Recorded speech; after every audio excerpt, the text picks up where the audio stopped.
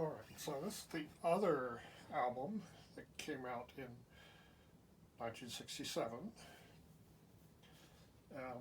Actually, it was only an album in the US. This was probably the most popular import from the US to Britain, because in Britain it was an EP with only the first side of this. The first side is the soundtrack to the movie, Magical Mystery Tour, which is a very colorful movie, but when it was first broadcast in Britain, it was broadcast in black and white, which it lost a lot in the transition to black and white. So, but I made a record, the soundtrack. So it starts off with the theme song, Magical Mystery Tour, which is sung by John and Paul as a duet.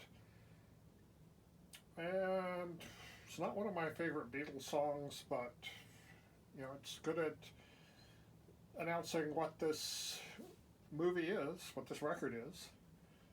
I think I will cover the actual movie in a later video, but I'll show you all the goodies that come with this one in the course of this.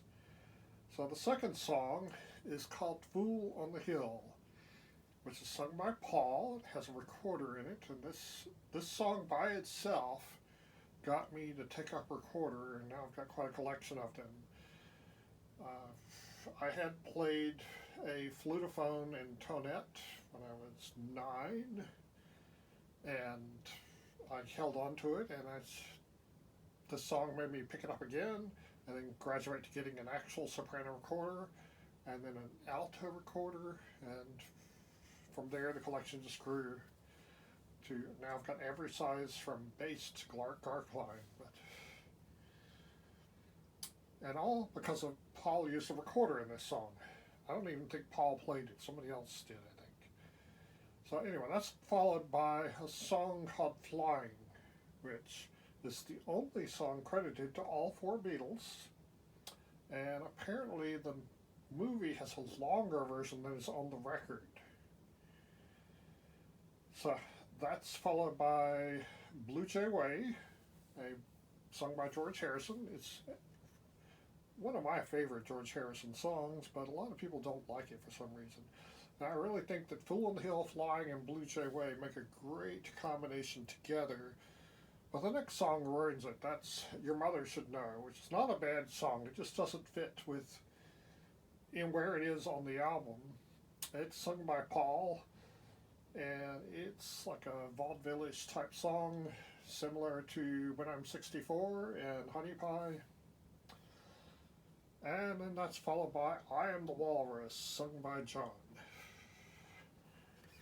Now, let's go through the book.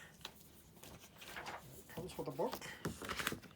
Has all the title tracks, this little picture, and there's just like the storybook, which has a picture of Ringo and his aunt. And part of it's fallen in, so I'll just hold them up like this. Picture of Paul in uniform. And there they are dressed like wizards, singing I Am the Walrus. And another picture of them.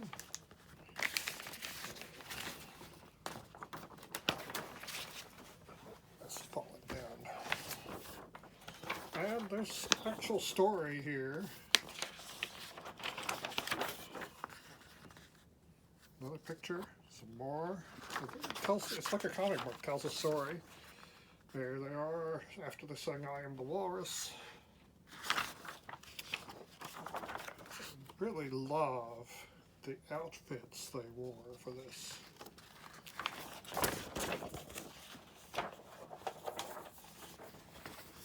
Yeah, why are there black and white pictures in here? It was a color movie.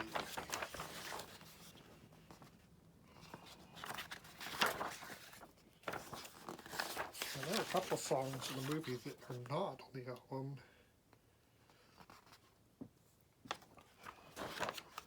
Like this one, Jesse's Dream. There's Blue Jay Way. And Ringo.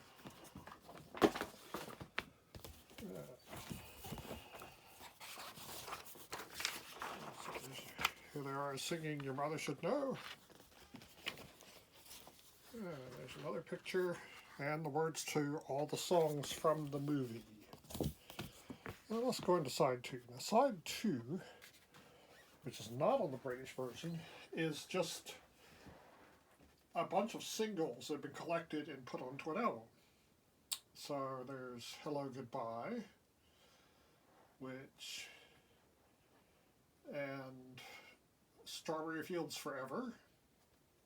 Oh, I should sing these titles. Hello Goodbye, Strawberry Fields Forever.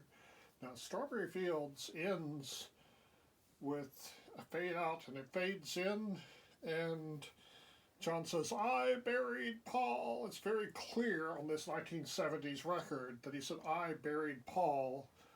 But if you listen to the more recent versions, starting with the Beatles anthology, when they played a different take of Strawberry Fields, and they have corrected on the CDs, and it's been changed to Cranberry Sauce, which was what Paul claims it was. It's very clearly Cranberry Sauce, but on the 70 records, it's very clearly I Buried Paul. That's followed by Penny Lane, which is not in stereo. I think it's in mono here. Then Baby You're a Rich Man. And finally, All You Need Is Love. So, yeah, so this is probably my second favorite Beatles album. A lot of great songs on here, and really liked this.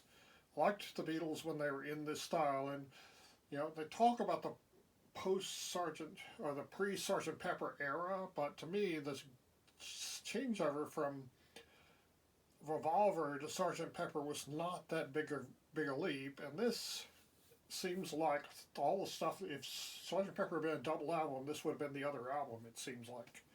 I know Strawberry Fields and Penny Lane were part of that same thing, and the other singles came out around the same time, same in the movie.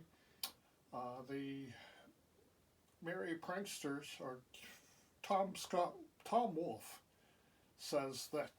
claims that the Beatles got the idea for this from the Merry Pranksters taking a bus trip cross country in 1964.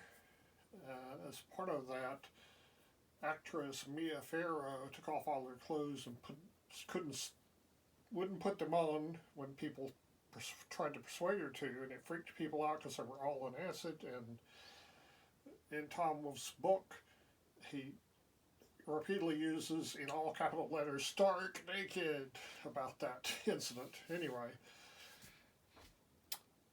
I loved this era, and to me, it's a much bigger leap from this to the White Album than it is from Revolver to Sgt. Pepper. This is like Sgt. Pepper continued. Highly recommended.